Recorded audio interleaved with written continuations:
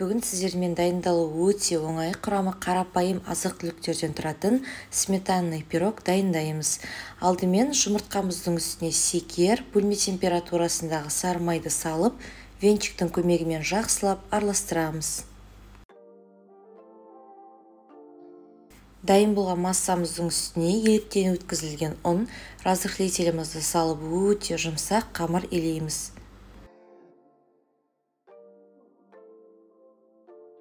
Біздің қамырымыз дайын болды. Дайын болған қамырымыз қолымызға жабыспауы қажет. Енді салмамызға кірісеміз. Ол үшін қаймағымыздың үстіне жұмыртқа, ванильный сахар, секер және кукуруз крахмалын салып, барлығын венчиктің көмегімен біркелкі масса болғанша жақсылап араластырамыз. Мен 20% қаймақ пайдаландым.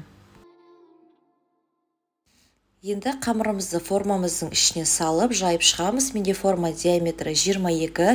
Қамырымыздың үстіне салмамызды салып, бетіне қалаған жидектерімізді қойып шығамыз. Пирогымызды 150 градус қызып тұрған пешімізде шамамен 50-55 минут аралығында пісіреміз.